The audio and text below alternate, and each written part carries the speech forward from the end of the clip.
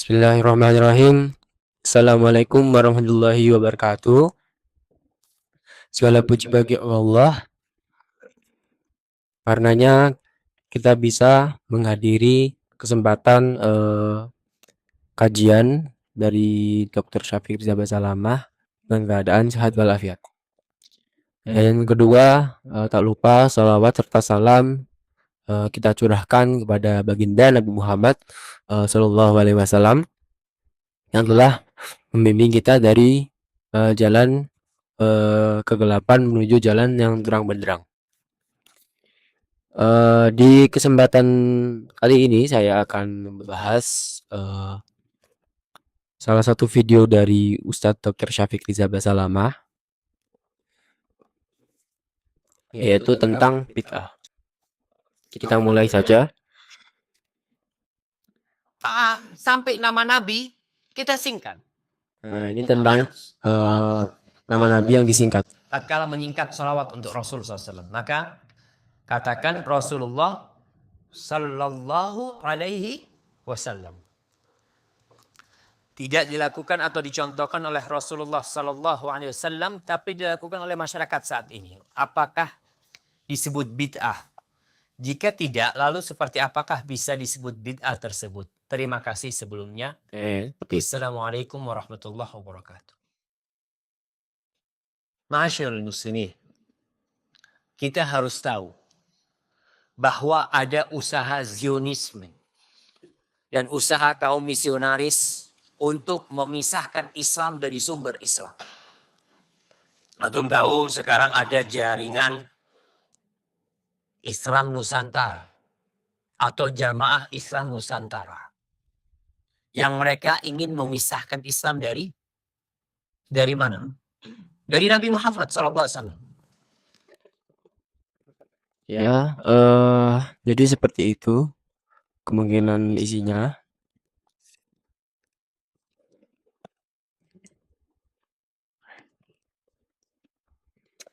Oke, kita bahas aja langsung tentang dari resume ceramah Ustadz Dr. Syafiq Riza Basalamah, yaitu tentang Islam dan tradisi, tentang tinjauan mengenai kemurnian agama Islam Nusantara. Jadi di video awal tersebut Ustadz Syafiq Riza Basalamah menjelaskan bahwa Nabi Shallallahu Alaihi Wasallam itu harus ditulis dengan lengkap karena itu adalah doa dan adab penulisan nama Nabi. Jadi menyingkatnya adalah bentuk kepedulian, ya seperti orang yang pelit karena tidak menulis secara keseluruhannya. Kemudian ada kemungkinan akan mendapatkan dosa, jadi berisiko untuk kehilangan pahala. Jadi di video tersebut menjelaskan tentang yaitu perpanjangan kata Nabi SAW yang menjadi Sallallahu Alaihi Wasallam. Singkat. Oke, kita lanjut aja. Fenomena jaringan Islam Nusantara. Jadi jaringan Islam Nusantara ini itu adalah upaya memisahkan Islam dari sumbernya. Ya seperti yang di video tadi tentang Zionis, yaitu memutus hubungan umat dengan Nabi Muhammad Shallallahu Alaihi Wasallam. Agendanya seperti itu. Kemudian narasinya tentang Nabi datang bukan sebagai orang Arab, hanya sebagai utusan Tuhan. Ya seperti jadi kita mungkin bagi yang belum paham ya. Jadi Nabi itu memang ingin mengislamkan orang-orang Arab gitu. Baru kemudian setelah orang Arab menjadi Islam, baru setelahnya mengislamkan Indonesia, mengislamkan Mesir, dan mengislamkan bagian wilayah dunia yang lainnya. Jadi hubungan Nabi dengan sebagai orang Arab itu sekedar sebagai utusan Tuhan saja. Kemudian tujuan dari jaringan Islam Nusantara yaitu membuat Islam kehilangan identitas aslinya. Gitu. Jadi kita harus berhati-hati dengan jaringan Islam Nusantara. Kemudian dapat kita ketahui hakikat misi Rasulullah. Ya seperti yang sudah saya jelaskan, yaitu bukan mengharapkan Islam, melainkan mengislamkan Arab dan dunia. Jadi Islam datang untuk mengislamkan Indonesia, bukan sebaliknya. Kemudian ada ikatan linguistik tak terpisahkan, yaitu tentang Islam dan Arab gitu, seperti rantai gitu ya. Karena memang realitasnya Nabi adalah orang Arab gitu. Al-Quran dalam bahasa Arab gitu. Jadi ya karena turunnya di Arab, jadi Al-Quran pun menggunakan bahasa Arab, dan hadis-hadis pun juga menggunakan bahasa gitu. Dan secara hukum juga sholat itu tidak sah jika bahasanya Allahu Akbar diganti mungkin jadi Allah Akbar. Kemudian kesalahannya dari upaya menjawakan itu, yaitu seperti qiraat langgam Jawa. Itu tuh dapat merusak identitas sebagai seorang muslim atau Islam. Kemudian ada bahaya fragmentasi umat. Jikapun kalau misalkan Islam bisa dipecah-pecah menjadi bahasa Sunda, bahasa Jawa, Islam Madura, Islam Osing, maka itu akan membuat Islam menjadi terpecah belah. Jadi hal itu tuh mustahil untuk merubah syariat Islam yang menggunakan bahasa Arab, kalau Al-Quran menjadi bahasa atau dengan sholat dengan bahasa Indonesia, bahasa Osing, Madura, dan lain sebagainya. Jadi kita baru ketahui bahwa satu Islam itu satu sumber. Inna ad-dina innadallahil Islam. Jadi tidak ada Islam Arab, Islam India, atau Islam Nusantara. Ini hanya Islam yang dibawa Nabi Muhammad SAW. Kemudian ada sejarah Islam, ya ini untuk bagian sejarah saja di Zambi Jawa itu. Fase pertamanya adalah pokok Islam. Ada istilah yang namanya skaten, yaitu asal syahadat saja, syahadatain.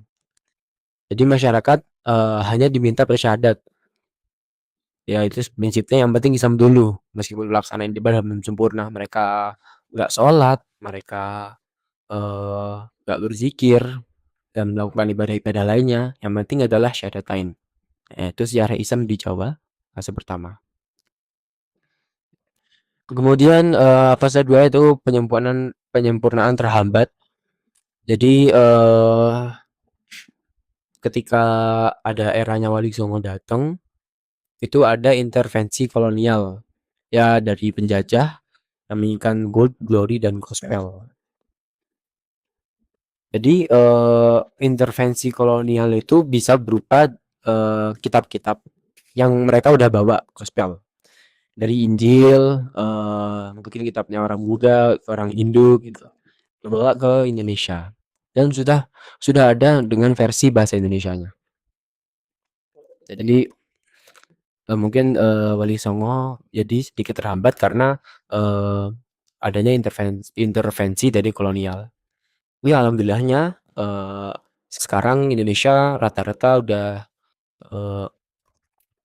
banyak orang muslimnya, meskipun nggak keseluruhan, tapi dampak dari datangnya Wali Songo itu membuahkan hasil. Kemudian kita lanjut, tantangan modern sekarang itu Islam liberal, yaitu merusak hukum Allah dari dalam. Yaitu agendanya membuat orang taat Islam, tapi dengan pemahaman yang salah. Ini yang berbahaya. Kemudian ada salah satu kasus juga seperti di salah satu universitas, yaitu dosennya, profesornya atau nggak dosennya itu menghalalkan homoseksual. Dan orang tersebut mengupayakan hukum untuk menggugat syarat jenis kelamin dalam undang-undang pernikahan. Nah, ini yang patut kita waspadai ya, yaitu Islam liberal merusak hukum Allah dari dalam. Kemudian ada kaidah utama, tradisi versus agama. Jadi apakah tradisi berhubungan dengan ritual atau ibadah? Eh Jika tidak masalah, jika tidak ya tidak masalah karena selama tidak melanggar syariat.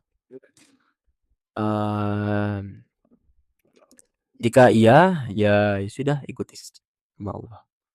Jadi kita adalah hamba Allah, bukan hambanya nenek moyang.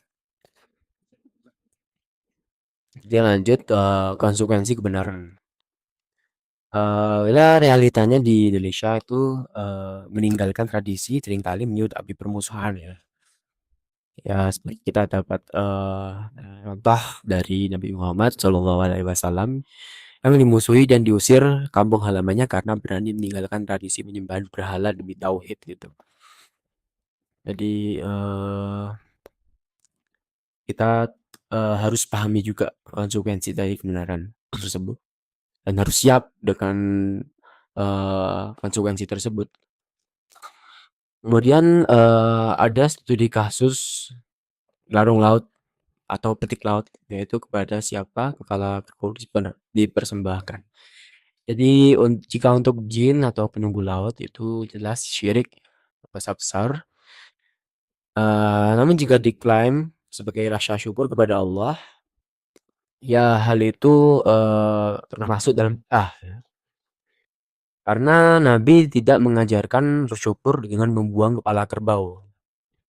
Kalau misalkan bersyukur ya bersyukur saja gitu. Mau berdoa pada Allah, sujud syukur dan bentuk ibadah lainnya. Jadi tidak ada tuntutan tentang membuang kepala kerbau. Jadi hal itu adalah bid'ah. Tertolak. Jadi kesimpulannya adalah Islam itu tidak bisa dijawakan atau dicampur dengan budaya yang bertentangan. Kemudian tradisi hanya boleh dilestarikan jika terpisah total dari ritual ibadah. Dan kembalikan segala urusan kepada tuntunan murni Nabi Muhammad SAW. Di hijau juga bahwa kita adalah hamba Allah, bukan hamba siapa-siapa. Mungkin cukup sekian dari saya, kurang lebihnya mohon dimaafkan. Apabila salah kata juga mohon dimaafkan. Wassalamualaikum warahmatullahi wabarakatuh.